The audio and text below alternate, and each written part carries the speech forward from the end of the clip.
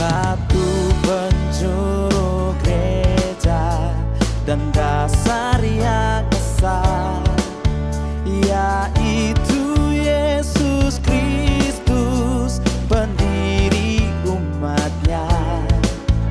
Dengan kurban darahnya gereja ditebus, baptisan dan firman-Nya membuatnya kudus.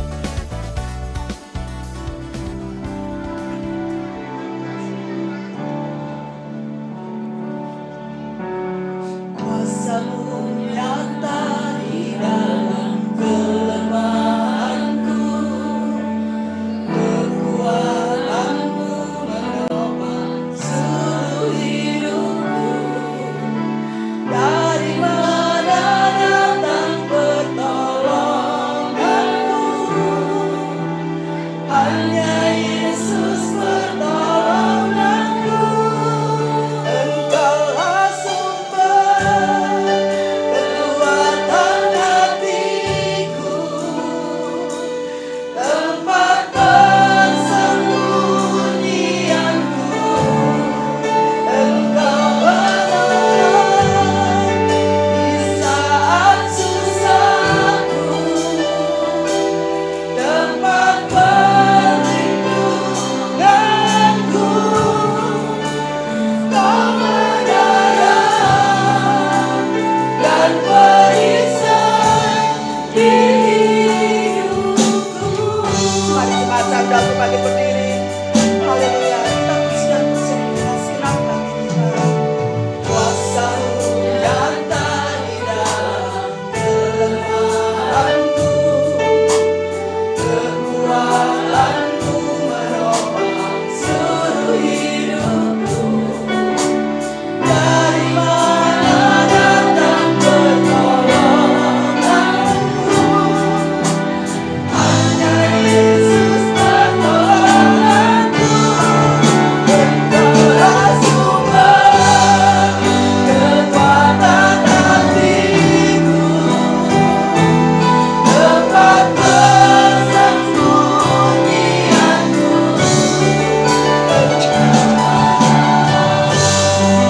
Di saat susahku, tempat perlindunganku. Kau menolong dan perisai di hidupku.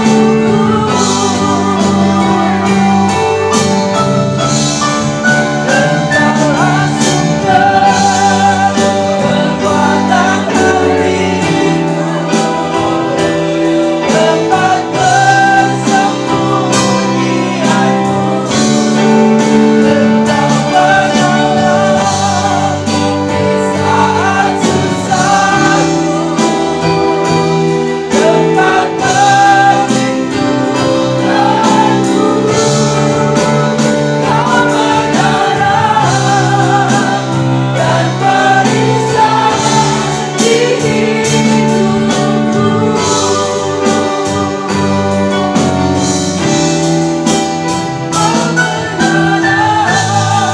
menolong dan perisai di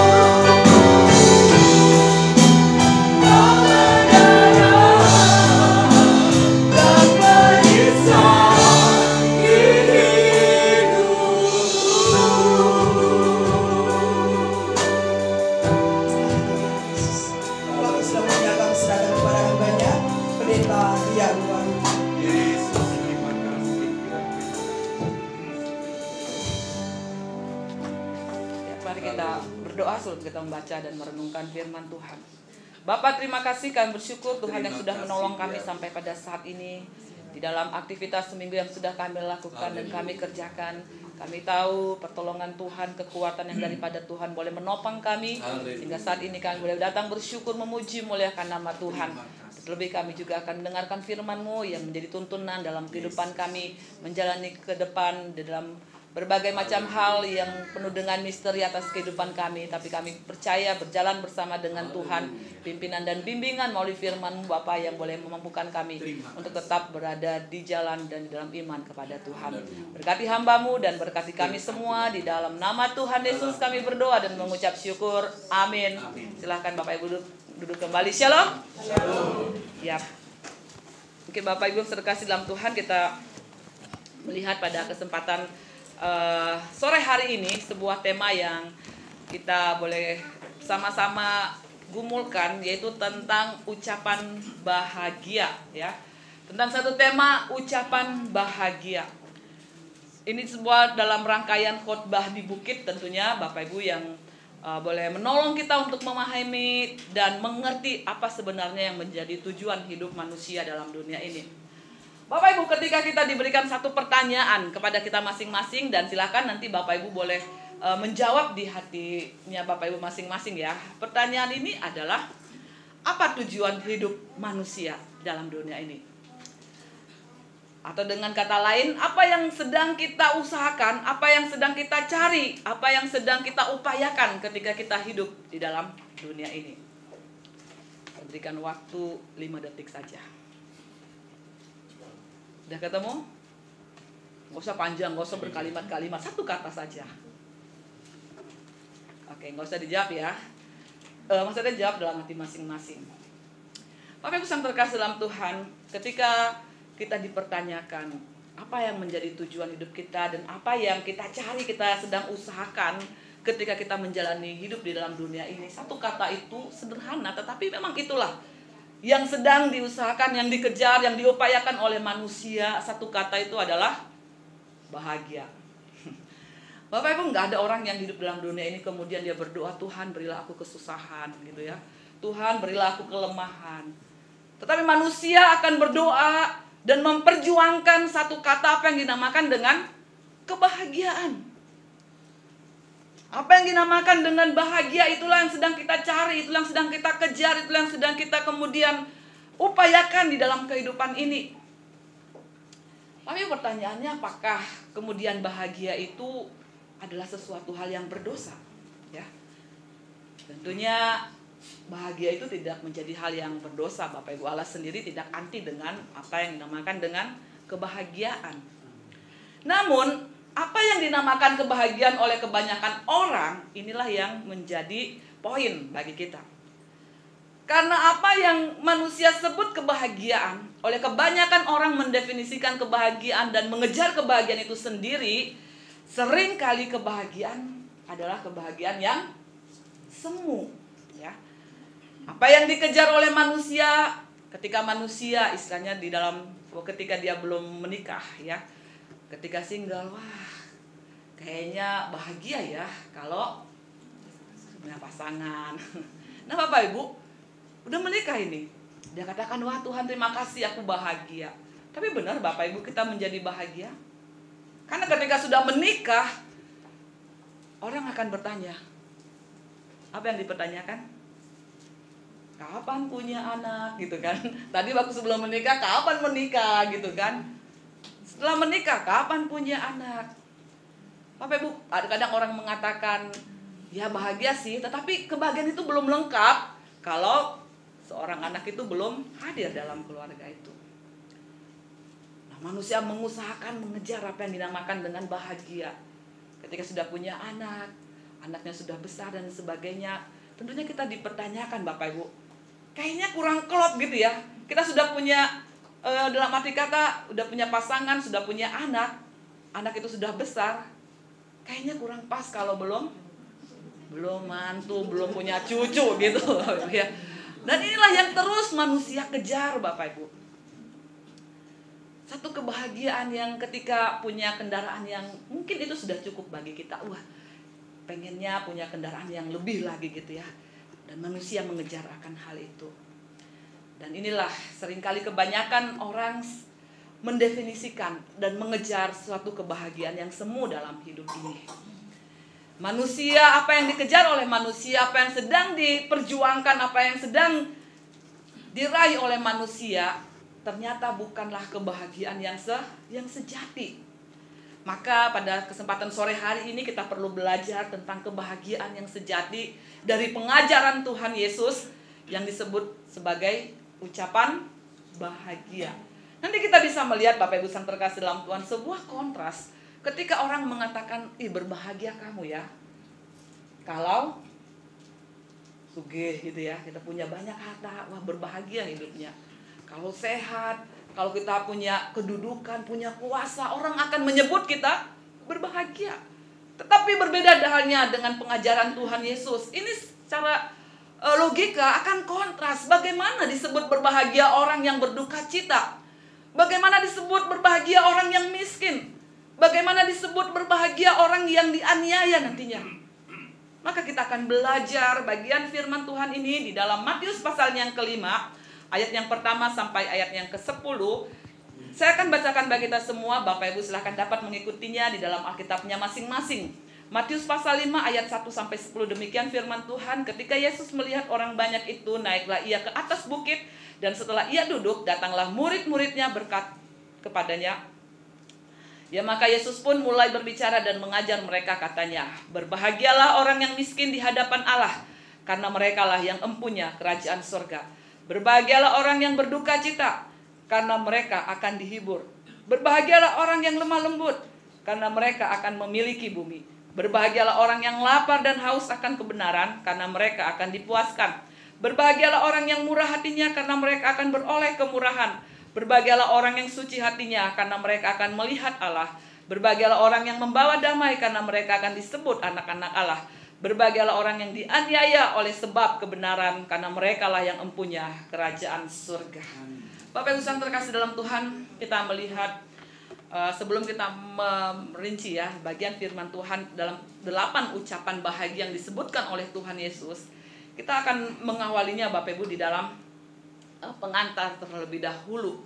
Nah, kata bahagia yang dimaksudkan, yang dikatakan di dalam Matius pasal 5 ini berarti Bapak Ibu, kalau bahasa Inggrisnya memakai kata diberkatilah gitu ya, diberkatilah. Jadi ini berbicara Bapak Ibu, bukan sekedar sebuah perasaan kita berbahagia gitu ya.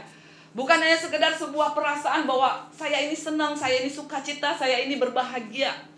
Tetapi kata berbahagia di sini juga itu mengandung arti secara objektif. Dalam arti kata bukan hanya sekedar perasaan bahagia, tetapi perasaan bahagia ini Bapak Ibu dilandaskan, didasari pada satu fakta bahwa kita itu diberkati oleh Tuhan. Ya, kita ini diberkati oleh Tuhan. Karena jika hanya perasaan, Bapak Ibu, bagian firman Tuhan ini akan sulit untuk kita kemudian terapkan, untuk kita pahami. Bagaimana kita bisa menjadi bahagia ketika kita dianiaya? Bagaimana kita bisa menjadi bahagia ketika kita dicela? Akan sulit mengaplikasikan untuk kita berbahagia. Maka kata bahagia boleh Bapak Ibu, sebuah perasaan, tetapi dasar dari bahagia kita itu harus objektif gitu ya. Adalah fakta, sesuatu yang nyata bahwa Kristus itu sudah nyata di dalam kehidupan setiap kita. Bahwa kasih Kristus itu sudah kita alami dalam kehidupan kita. Inilah yang membuat kita menjadi dikatakan berbahagia. Bukan hanya sebagai sebuah perasaan semata, tetapi didasarkan, dilandaskan pada satu fakta bahwa kita itu diberkati oleh Tuhan. Contohnya Bapak Ibu, kita ini dicintai. Ketika kita dicintai, senang gak Bapak Ibu? Senang gak? Senang. Tapi juga Bapak Ibu, ini perasaan senang ketika kita dicintai. Tetapi juga didasarkan pada fakta bahwa memang benar kita ini adalah dicintai. Jangan sampai ketika ada orang yang saling mencintai Bapak Ibu, ternyata dia bukan mencintai diri kita, pribadi kita, tetapi dia mencintai harta kita ternyata gitu ya. Dia mencintai apa yang ada pada kita. Menjadi gimana Bapak Ibu? Menjadi kecewa kan? Ternyata dia mencintai bukan benar-benar mencintai saya, tetapi mencintai apa yang saya punya, apa yang saya miliki. Maka nggak heran mengatakan, ada uang abang disayang, nggak ada uang abang. Bukan saya katakan ya, tetapi itulah Maka ketika kita dicintai itu sebuah perasaan yang senang. Tetapi harus didasarkan pada fakta, pada kebenaran bahwa kita memang benar-benar dicintai. Maka kita bisa melihat Bapak Ibu pengantar yang kedua. Ketika kita melihat di sini ada kata berbahagialah orang yang miskin di hadapan Allah. Ini kalimat pertama. Kalimat yang kedua kemudian mengatakan Bapak Ibu, maka dikatakan ya, berbahagialah orang miskin di hadapan Allah karena merekalah yang mempunyai kerajaan surga. Ini kalimat yang kedua. Nah, bagian kalimat kedua ini Bapak Ibu, kita pahami ini bukan sebuah upah gitu ya. Bukan sebuah pahala ataupun bukan sebuah janji. Tetapi ketika dikatakan berbahagialah orang yang miskin di hadapan Allah, ini berbicara tentang sebuah akibat. Karena apa? Karena ini merupakan gaya hidup di dalam kerajaan Allah. Ketika Yesus tentunya Bapak Ibu, ketika kita ada di dalam Kristus, ketika kita dikatakan kamu sekarang menjadi manusia baru di dalam Kristus, maka tentunya kita tidak lagi hidup dengan gaya hidup dunia Bapak Ibu ya. Kita tidak lagi menghidupi nilai-nilai dunia ini. Tetapi kita mengalami satu perubahan. Kita mulai masuk ke dalam apa? Gaya hidup. Kerajaan Allah itu harus nyata di dalam kehidupan kita. Maka dikatakan ketika berbahagialah orang yang miskin di hadapan Allah. Kalimat yang kedua, karena merekalah yang sebagainya nanti. Ini bukan upah. Ini bukan pahala dan bukan juga janji. Contohnya Bapak Ibu, ketika kita katakan ketika kita berolahraga secara rutin, akibatnya tubuh kita menjadi sehat gitu ya. Ini adalah sebuah akibat ketika kita melakukan kalimat yang pertama. Jadi ini bukan upah, bukan janji ataupun bukan pahala, tetapi akibat dari kita melakukan apa yang menjadi kalimat pertama tadi. Nah, di dalam khotbah di bukit ini, bagaimana Tuhan Yesus itu sedang menggambarkan, Dia sedang mengajarkan kepada para murid karakter, watak, nilai dari kerajaan surga. Mengajarkan ciri, mengajarkan nilai-nilai kerajaan Allah di muka bumi ini. Ucapan bahagia ini Bapak Ibu, ke-8 ucapan bahagia ini menggambarkan bagaimana seharusnya sikap dari murid-murid yang sejati. Karena ucapan bahagia yang dikatakan oleh Tuhan Yesus adalah watak, adalah karakter orang percaya. Dan merupakan sebuah tanggung jawab bagi kita Bapak Ibu. Dan inilah Tuhan Yesus mengajarkan. Ya, kalau Paulus mengatakan bahwa hidupku bukannya aku lagi. Ya, hidupku tidak lagi seperti orang-orang duniawi pada umumnya. Tetapi bagaimana aku dikhususkan oleh Tuhan. Bagaimana aku boleh mengenal watak, gaya hidup dari orang-orang di dalam kerajaan surga itu seperti apa di muka bumi ini. Ya Bapak Ibu ya. Maka sekali lagi kita bisa melihat bagaimana khotbah di bukit yang diantaranya adalah 8 ucapan bahagia ini merupakan bobot Kristiani yang wajib dimiliki setiap orang Kristen. Bobot ini Bapak Ibu ini berbicara tentang berat gitu ya. Sebuah kualitas. Maka kalau kita membaca di dalam kitab Mazmur, orang yang tidak mempunyai kualitas, tidak memiliki identitas di dalam dirinya sebagai orang Kristen yang sejati, dia itu seperti apa Bapak? Dikatakan seperti sekam. Sekam itu tidak punya berat gitu ya, tidak punya bobot. Dia mudah diapain? Mudah diombang-ambingkan. Dia mudah dipengaruhi gitu Bapak Ibu ya. Dia tidak mempunyai bobot yang cukup kokoh, yang kuat untuk boleh berdiri di atas dasar identitas yang Tuhan sudah berikan, bahwa kamu adalah murid-muridku. Dan sekali lagi, setiap orang Kristen harus tahu, harus mempunyai ciri khas ketika dia ada di dalam dunia ini. Maka orang akan melihat bahwa kita ini adalah anak-anak Allah. Harus punya ciri gitu ya. Harus punya ciri. Harus punya keunikan. Maka inilah yang membedakan kita Bapak Ibu. ketika kita hidup di dalam dunia ini. Ketika kita melihat ayat yang pertama dan ayat yang kedua, bisa dikatakan ketika Yesus melihat orang banyak itu, naiklah ia ke atas bukit, dan setelah ia duduk, datanglah murid-murid kepadanya. Maka Yesus pun mulai berbicara dan mengajar mereka, katanya. Ya, Tuhan Yesus naik ke atas gunung, ke atas bukit, bukan untuk menerima 10 hukum Taurat seperti yang pernah diterima oleh Musa, Bapak Ibu, namun untuk menjelaskan nilai-nilai kerajaan Allah itu kepada para murid. Sebelum mereka diutus ke tengah-tengah dunia ini, Tuhan Yesus mempersiapkan diri mereka agar mereka memiliki nilai, agar mereka memiliki ciri, agar mereka memiliki gaya hidup yang berbeda dengan dunia ini. Dikatakan ketika dia duduk, murid-muridnya datang kepadanya dan ia mengajar mereka. Seorang murid pasti yang mempunyai hati, Bapak Ibu, mau terus diajar, mau terus berada di dekat gurunya, yang tujuannya adalah bagaimana dia memperoleh sesuatu dari gurunya, Bapak Ibu, yang akan kemudian dinyatakan kepada orang lain. Ya, berbicara kepada mereka tentang nilai-nilai kerajaan Allah. Inilah yang akan nyata nantinya, Bapak Ibu, di dalam kehidupan mereka di muka bumi ini, juga termasuk kita sebagai orang-orang percaya pada masa kini. Maka khotbah di bukit, kerajaan, berbicara tentang kerajaan Allah, itu berbicara tentang already and not yet, gitu ya. Kita melihat bahwa kerajaan Allah itu sudah datang. Ya, kita boleh melihat, Bapak Ibu, bagaimana kita menerima, menikmati kemurahan Allah, menikmati penghiburan sekarang ini, bukan nanti, gitu ya. Kita menjadi anak-anak Allah juga sekarang ini, gitu Bapak Ibu. Kita juga sudah melihat Allah di dalam pribadi Yesus Kristus. And not yet. Klimaksnya, puncaknya nanti pada saat kedatangannya yang kedua, ketika kita dihimpunkan di dalam persekutuan yang kekal dengan Dia.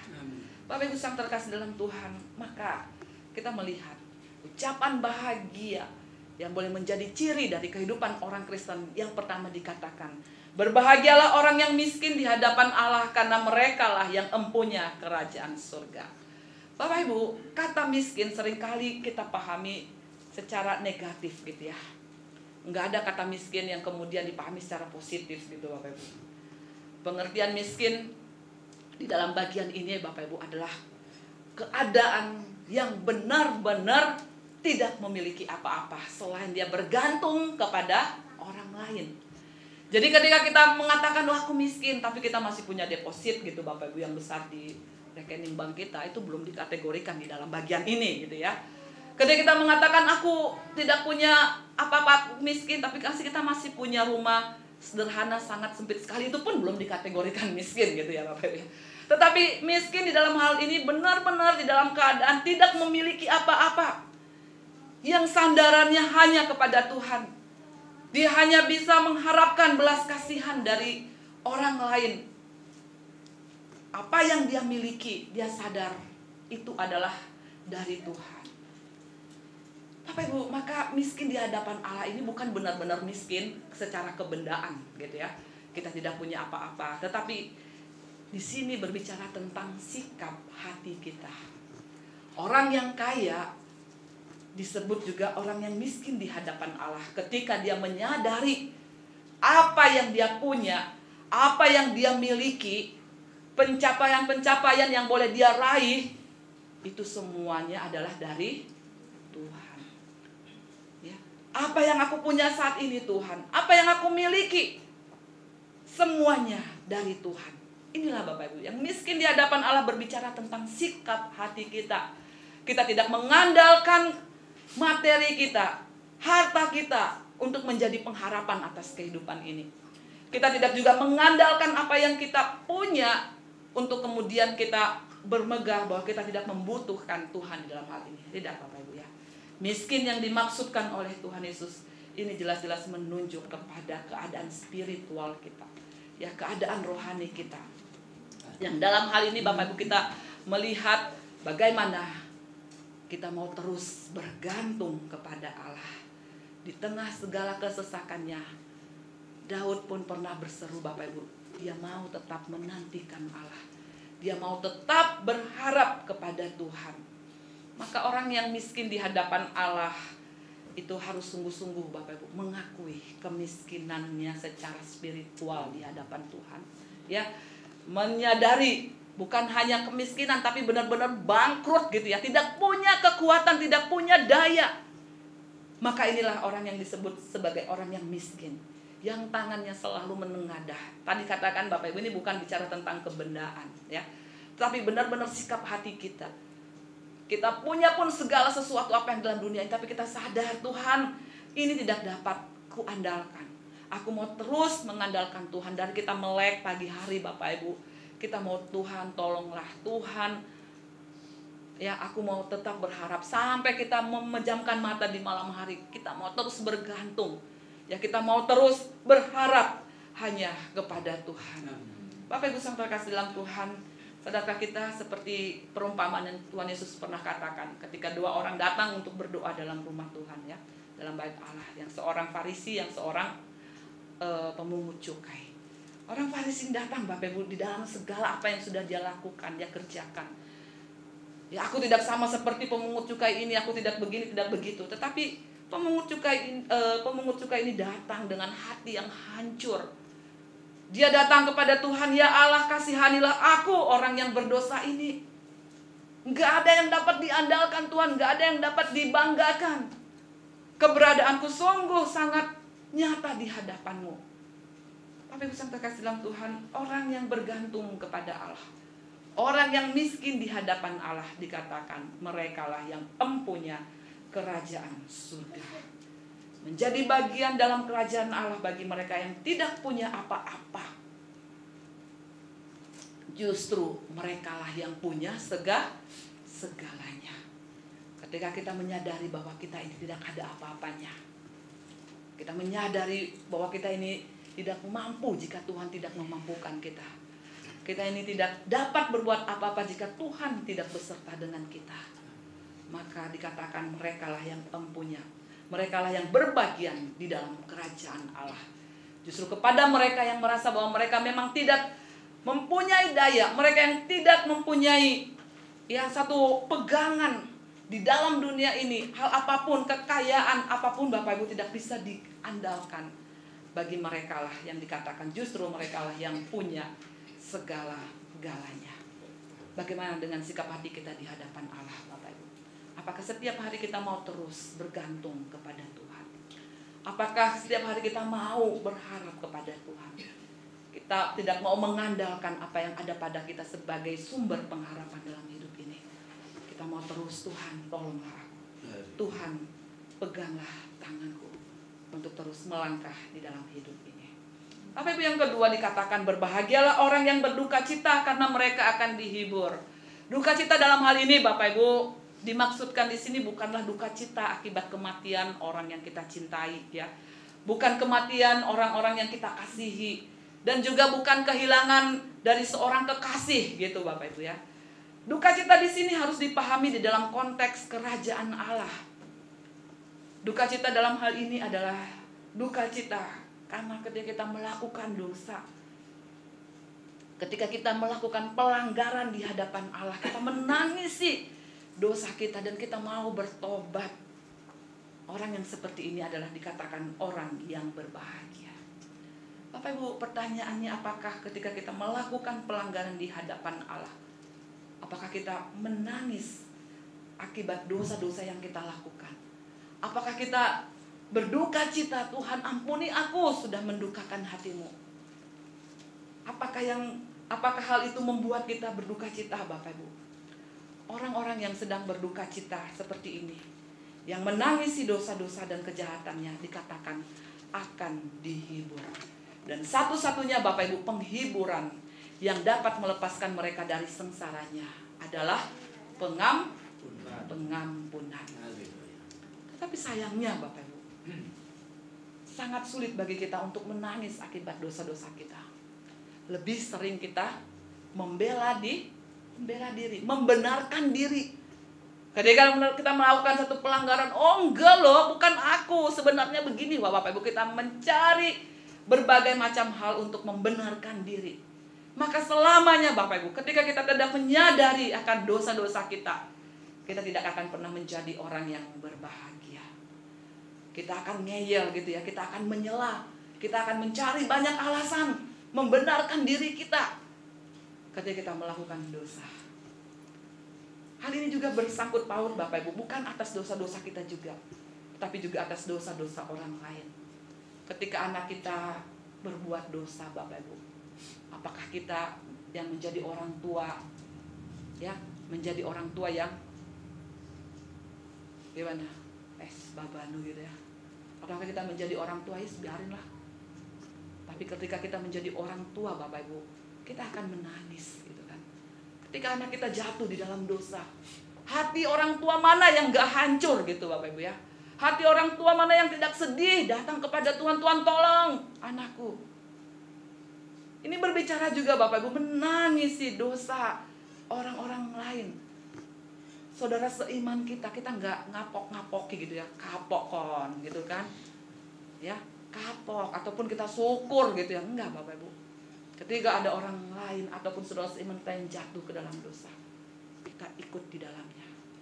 Kita merasa sedih, kita menangis, kita mohon Tuhan tolong untuk mengangkat dia kembali.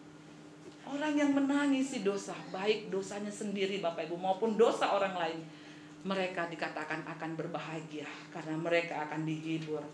Sebuah pengampunan Bapak Ibu yang Allah nyatakan kepada orang-orang yang mau datang, ya, menangisi betapa sengsaranya kita akibat dosa-dosa ini, datang kepada Tuhan dan bertobat. Yang ketiga dikatakan Bapak Ibu ya, berbahagialah orang yang lemah lembut karena mereka akan memiliki bumi. Bapak Ibu, kadang orang mengatakan ini bukan berarti lemah lembut ini ya, lembutnya hilang tinggal lemahnya. Tidak Bapak Ibu ya, jelas bukan seperti ini. Orang yang lemah lembut ini Bapak Ibu bukan orang yang lemah.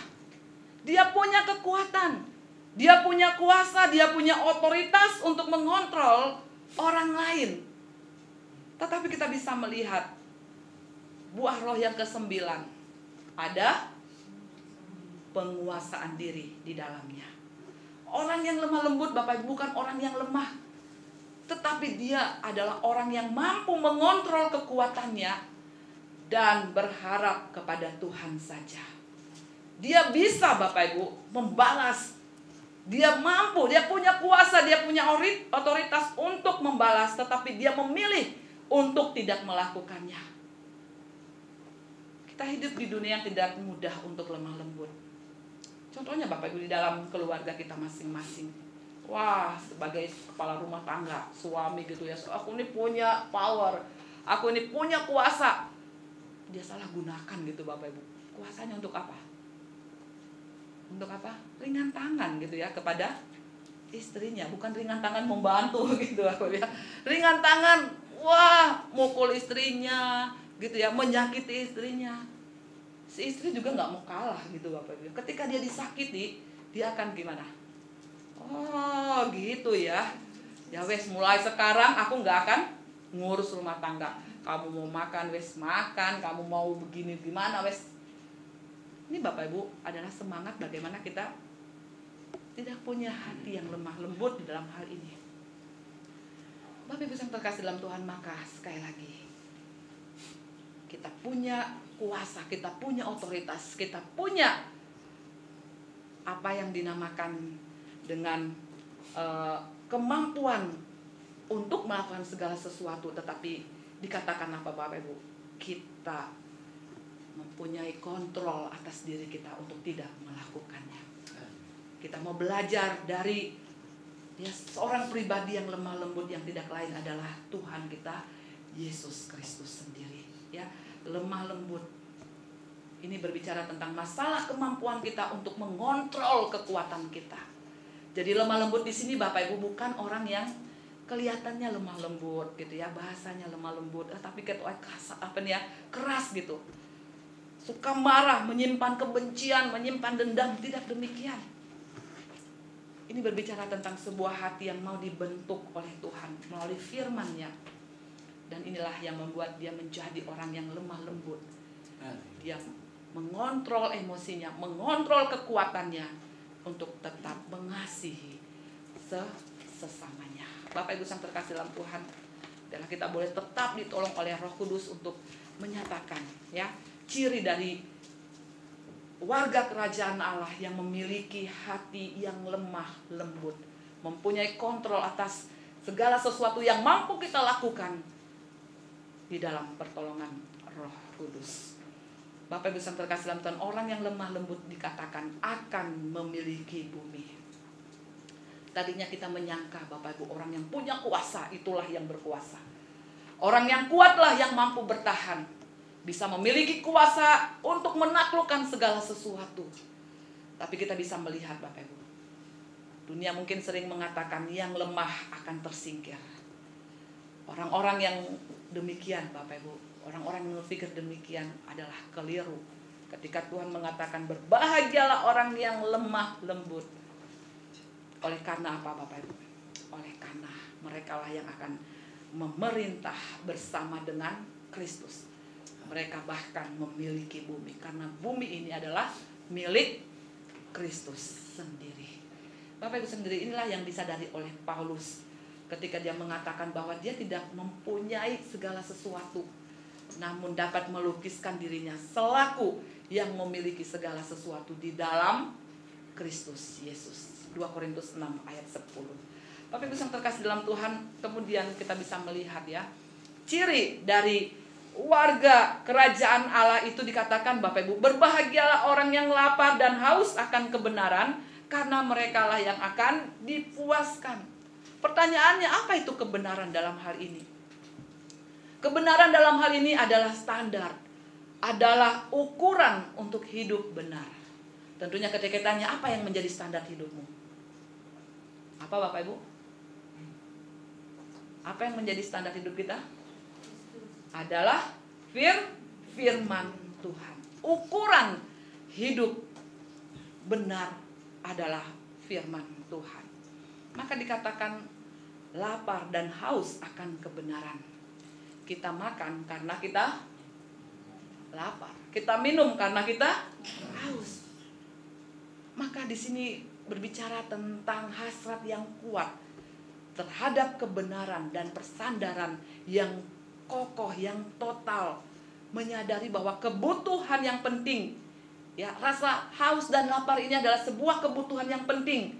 Karena kalau tidak Bapak Ibu, kita akan menjadi sakit gitu ya. Bersandar total terus pada kebenaran. Bapak Ibu, kapan terakhir kali kita lapar? Seminggu yang lalu? Berapa hari yang lalu? Kapan terakhir Bapak Ibu kita lapar? Hah? Sekarang ya. Tadi mungkin kita sebelum berangkat kita sudah makan gitu ya. Sekarang lapar lagi. Jadi rasa lapar itu Bapak Ibu bukan kita lapar harian, bukan juga mingguan ataupun bulanan. Ini adalah sebuah kebutuhan yang terus-menerus terjadi hari demi hari dalam kehidupan kita. Minimal kita makan satu hari berapa kali? 2 kali minimal, ada yang 3 kali, bahkan ada yang lebih gitu ya Bapak Ibu ya. Nah, ini adalah sebuah keharusan gitu Bapak Ibu ya. Kita benar-benar membutuhkan, dikatakan kebenaran itu setiap hari. Tetapi terkadang Bapak Ibu kita menjadi orang yang merasa kenyang. Buktinya apa Bapak Ibu? Buktinya ketika pada hari Minggu kemudian kita mengambil Alkitab kita cukup makan 1 hari, 1 minggu sekali gitu ya. Kita cukup makan, kita ambil Alkitab kita di rak. Ya Tuhan, aku mau menikmati firman-Mu. 1 kali 1 minggu. Nanti Alkitabnya baru dikeluarkan lagi hari Minggu. Tapi Ibu, kita akan menjadi sakit. Metafora yang digambarkan, kebutuhan kita lapar, kita akan mencari. Kita lapar, kita haus, kita akan mencari Bapak Ibu. Mau nggak mau. Ini bukan lapar, bukan hanya sekedar kayaknya lapar sih, tapi masih kenyang, enggak. Lapar dalam hal ini adalah lapar yang sungguh-sungguh lapar gitu Bapak Ibu ya. Sesuatu yang harus dicari, sesuatu harus yang diusahakan dan harus kita penuhi dalam kehidupan kita. Nah, ketika bagian ini mengatakan berbahagialah orang yang haus dan lapar akan kebenaran. Benarkah Bapak Ibu firman Tuhan ini menjadi sesuatu yang benar-benar kita cari gitu ya, kita butuhkan dalam kehidupan kita? Kalau tidak, kita akan menjadi sakit. Ya, bukan secara fisik, kerohanian kita Bapak Ibu. Ada banyak hal yang akan mungkin kita alami yang tidak mampu untuk kita putuskan, untuk kita jalani dalam kehidupan ini. Maka dikatakan, diberkatilah orang yang lapar dan haus akan kebenaran, karena mereka akan dipuaskan oleh kebenaran firman Tuhan, oleh Allah sendiri sebagai sumber atas kehidupan setiap kita. Bapak Ibu yang terkasih dalam Tuhan, sekali lagi pertanyaannya, ya, berapa kali dalam sehari Bapak Ibu kita boleh menikmati akan firman Tuhan? Sebuah metafora yang dikatakan setidaknya kita boleh makan 3 kali sehari. Daud boleh mengumpamakan seperti rusa yang rindu aliran sungai yang mengalir. Kita mau Bapak Ibu, hati kita mau tetap terpaut kepada Tuhan melalui firman-Nya. Itu adalah sebagai harta yang berharga di dalam kehidupan setiap kita. Jangan kita merasa bahwa kita ini sudah kenyang Bapak Ibu. Orang yang merasa kenyang dia nggak akan butuh apa Bapak Ibu? Nggak butuh makan gitu ya. Orang sudah merasa kenyang. Kadang kita pun demikian lah, ngapain belajar firman Tuhan, aku wis seru gitu ya. Aku sudah tahu banyak, aku sudah mengerti banyak hal tentang firman Tuhan. Tetapi dalam hal ini Bapak Ibu, apa yang dikatakan, ya, kita mau terus mempunyai sikap, ciri, haus dan lapar akan kebenaran firman Tuhan. Karena di dalam firman Tuhan itulah kita dikenyangkan. Ya, saat ini kita lapar, kita makan. Apakah kemudian kita akan kenyang selamanya? Tidak ya Bapak Ibu. Hari ini kita makan, kita kenyang. Berapa jam kemudian kita lapar lagi. Demikian semangatnya Bapak Ibu, untuk kita boleh terus mencari dan terus dikenyangkan oleh kebenaran firman Tuhan dalam kehidupan setiap kita. Kemudian dikatakan, berbahagialah orang yang murah hatinya, karena mereka akan beroleh kemurahan. Murah hati dalam hal ini Bapak Ibu berbicara tentang berbelas kasihan dengan orang lain yang tidak seberuntung kita, gitu ya. Kita mempunyai belas kasihan dengan tidak menghakimi dia, ya. Oh, dia itu begitu karena begini gitu ya. Oh, dia itu seperti ini gara-gara ini. Kita tidak bersikap sedemikian Bapak Ibu. Kita tidak menjadi hakim atas orang lain. Kita tidak kemudian menghakimi dia. Tapi bagaimana kita hadir, ya, untuk apa? Menyatakan belas kasihan. Apa yang mampu kita lakukan. Jangan tunggu, oh Tuhan nanti kalau aku sudah jadi kaya gitu ya. Oh Tuhan nanti aku kalau sudah menjadi miliarder. Apa yang saat ini ada pada kita untuk membantu, untuk berbelas kasihan kepada saudara-saudara seiman kita. Mari kita melakukannya. Bapak Ibu yang terkasih, apa dikatakan? Mereka akan beroleh kemurahan. Bapak Ibu, orang yang memberi itu, saya saksikan sendiri Bapak Ibu ya. Orang yang menabur, orang yang memberi, itu tidak pernah berkekurangan. Percayalah Bapak Ibu. Orang yang memberi, orang yang punya hati memang benar ya. Tidak kemudian dalam hatinya, Tuhan aku udah memberi ini loh kepada orang ini, balas Tuhan 1000 kali lipat. Tidak. Semangatnya tidak demikian ya. Kita memberi apa yang kita beri itu dalam semangat Tuhan, karena aku sudah memperoleh kemurahan dari Tuhan. Aku mau menyatakan kemurahan itu kepada sesamaku. Maka orang yang memberi Bapak Ibu tidak akan berkekurangan. Orang yang menyimpan pun tidak akan pernah bisa menjadi kaya yang begitu Bapak Ibu. Karena Tuhan dikatakan mereka akan menerima kemurahan. Tuhan akan memberkati. Kadang kita berpikir, kok ada saja gitu ya jalannya. Kok ada saja berkat Tuhan. Maka dalam hati kita Bapak Ibu, mari ya, sebagai ciri kita mau memiliki hati yang berbelas kasihan kepada orang lain yang tidak mungkin seberuntung kita. Dan yang kemudian dikatakan, berbahagialah orang yang suci hatinya, karena mereka akan melihat Allah. Orang yang suci hatinya ini berbicara tentang satu kehidupan yang transparan di hadapan Allah dan juga di hadapan manusia. Transparan dalam hal ini Bapak Ibu tidak ada selubung. Selubung ini berarti sebuah kemunafikan, sebuah kepalsuan yang kita kenakan bagi diri kita. Seperti halnya orang Farisi dan ahli-ahli Taurat, seperti apa yang Tuhan Yesus pernah kecam. Mereka seperti kuburan yang dilabur putih, yang sebelah luarnya memang bersih tampaknya, tetapi yang sebelah dalamnya penuh dengan tulang belulang yang busuk. Ya, kita tidak sedang memakai topeng Bapak Ibu bagi kesalehan kita. Kesalehan yang kita lakukan itu benar-benar ya terjadi dalam sebuah kesadaran bagaimana kita mau ya hidup sepadan dengan Injil Kristus. Hidup kita mau transparan, hidup kita mau terbuka di hadapan Allah tanpa kepalsuan. Maka inilah yang menjadi ciri Bapak Ibu, orang yang suci hatinya, orang yang sungguh-sungguh menyadari bahwa seluruh hidupnya itu terbuka bagi orang lain, terutama bagi Allah. Biarlah kita hidup dalam dunia ini Bapak Ibu seperti apa yang Tuhan Yesus ingin katakan. Bagaimana hati kita, pikiran kita, motivasi kita adalah murni, tidak tercemar, tidak ada kemunafikan, tidak ada akal bulus di dalam kehidupan setiap kita. Maka dikatakan mereka akan melihat Allah. Bapak Ibu, kita melihat Dia sekarang dengan mata iman kita. Melalui apa? Melalui persekutuan kita dengan Allah di dalam firman-Nya. Kita boleh mengalami Dia di dalam kehidupan setiap kita. Kita mengalami pemeliharaannya, kita mengalami pimpinannya dalam kehidupan setiap kita Bapak Ibu. Kita akan melihat Allah. Bagaimana apa yang menjadi isi hati Allah itu kita mengerti. Kita tahu Bapak Ibu di dalam kehidupan kita lewat persekutuan kita dengan Dia. Kehadiran Allah yang kita nikmati di dalam setiap persekutuan kita. Bagaimana dengan kita Bapak Ibu? Apakah kita sedang mencoba untuk ya dikatakan apa Bapak Ibu?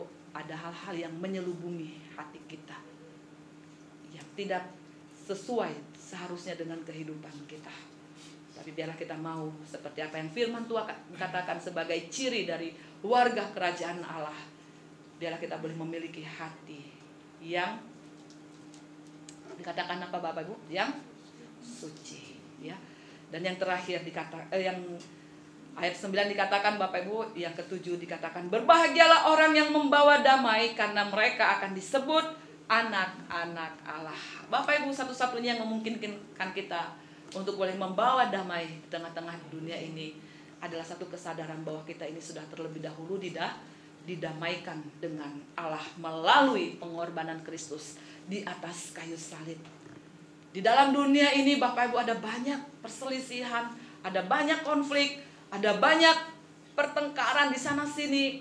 Apakah kita hadir Bapak Ibu menjadi pembawa damai, menyatakan damai Allah di tengah-tengah segala tadi itu konflik yang terjadi.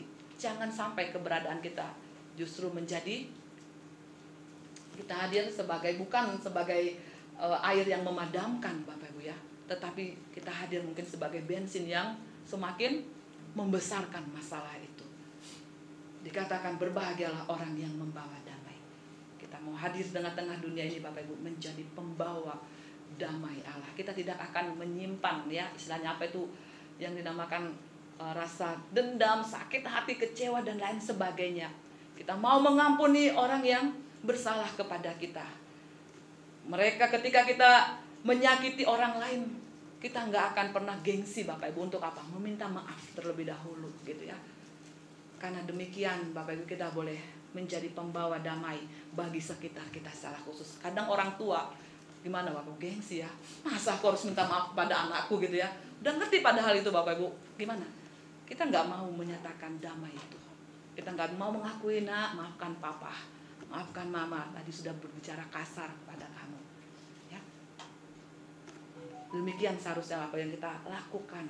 Menegur orang yang juga mungkin menyakiti kita tanpa dia mengerti duduk perkaranya Bapak Ibu. Kita boleh menegur dengan kasih tentunya. Orang-orang yang membawa damai Kristus di tengah-tengah dunia ini akan disebut sebagai anak-anak Allah. Dan yang terakhir Bapak dikatakan ayat yang 10. Berbahagialah orang yang dianiaya oleh sebab kebenaran, karena merekalah yang empunya kerajaan surga. Bapak Ibu yang terkasih dalam Tuhan, kebenaran yang kita nyatakan, nilai-nilai kerajaan Allah yang menjadi karakter, watak, ciri, gaya hidup dari kehidupan kita sekarang Bapak Ibu, tentunya ini menjadi satu hal yang ditentang oleh dunia. Enggak heran Bapak Ibu ketika kita hadir di tengah-tengah dunia ini, baik di dalam lingkungan pekerjaan kita, Mereka akan menolak kita, bahkan mereka mungkin membenci kita, mereka menganiaya kita, mereka memusuh kita sedemikian rupa. Mereka memfitnah kita. Itu enggak menjadi heran Bapak Ibu. Oleh karena apa? Karena kita sekarang ini sedang menghidupi nilai-nilai dari kerajaan Allah yang boleh nyata dalam kehidupan kita. Jika itu tidak terjadi, pertentangan itu tidak terjadi Bapak Ibu, mari kita melihat apakah kita sedang kompromi terhadap dosa. Sehingga kita tidak ditentang, ataupun mungkin kita tidak dimusuhi gitu ya. Ketika kita katakan tidak terhadap dosa, maka dunia akan bereaksi Bapak Ibu untuk apa? Menjatuhkan kita, menyingkirkan kita, memusuhi kita, dan lain sebagainya. Tetapi Tuhan katakan jangan menjadi kecewa dan menjadi patah semangat. Oleh karena Tuhan Yesus pun pernah mengalami hal yang sama. Biarlah kita dalam hidup ini Bapak Ibu ya, teladan kita adalah Kristus sendiri. Kita mau tetap menetapkan hati kita, menyatakan integritas kita di tengah-tengah dunia ini sebagai anak-anak Allah. Sehingga kita boleh nyata, orang lain, dunia boleh melihat bahwa Kristus itu ada di dalam kehidupan setiap kita. Amin. Untuk kebenaran firman Tuhan, saya undang Bapak Ibu boleh berdiri bersama-sama. Sebelum kita masuk ke dalam perjamuan kudus, kita akan nyanyikan satu pujian Bapak Ibu. Di dalam sikap doa kita, refnya saja kita mau katakan, Kaulah segalanya Tuhan di dalam hidupku. Kerajaanmu, kebenaranmu itulah yang menjadi bagian saat ini. Tiap kami anak-anakmu Tuhan, yang boleh percaya, yang boleh terus memandang kepada Engkau Tuhan di dalam kehidupan ini. Terima kasih Tuhan Yesus. Mari bersama-sama katakan, Kaulah segalanya Tuhan. Kaulah segalanya di dalam hidupku.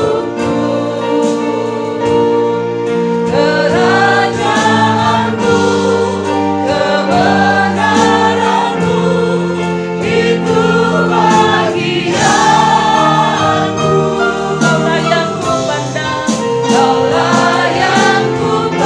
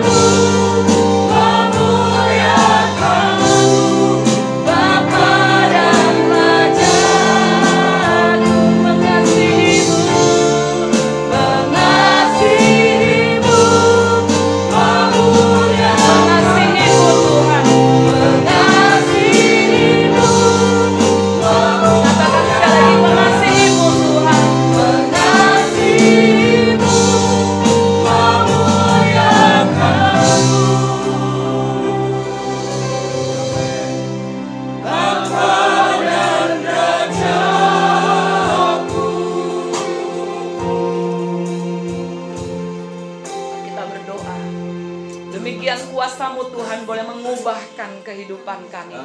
Hati yang baru Engkau berikan kepada kami untuk kami boleh melihat Tuhan bahwa rancangan-Mu adalah rancangan yang terbaik atas kehidupan kami. Engkau mempersiapkan kami Tuhan menjadi warga dari kerajaan Allah di muka bumi ini dengan membawa ciri, dengan membawa gaya hidup, dengan membawa nilai-nilai kerajaan Allah dimanapun kami berada Tuhan. Identitas kami sebagai anak-anak Tuhan itu boleh nyata di dalam kehidupan keseharian kami. Tolonglah kami Tuhan, dan sekaligus ampuni kami jika kali kami belum begitu dengan semangatnya Tuhan boleh menyatakan ciri dari warga kerajaan Allah itu di tengah-tengah dunia ini. Mampukan kami dengan kuasa-Mu dan melalui Roh Kudus-Mu yang bekerja di dalam kehidupan kami. Di dalam nama Tuhan Yesus kami berdoa dan mengucap syukur. Haleluya. Amin. Silakan Bapak Ibu duduk kembali. Puji nama Tuhan, Bapak Ibu dan saudara sekalian. Kita sudah mendengar firman Tuhan, bahkan kita sudah berkati dengan bersamaan kudus. Atas nama jemaat majelis, kami ucapkan terima kasih pada Pendeta Rian Waluwu yang sudah menyampaikan firman Tuhan. Juga kami ucapkan selamat datang, selamat bertemu kembali kepada Bapak Daniel Suarso beserta Ibu. Tuhan memberkati.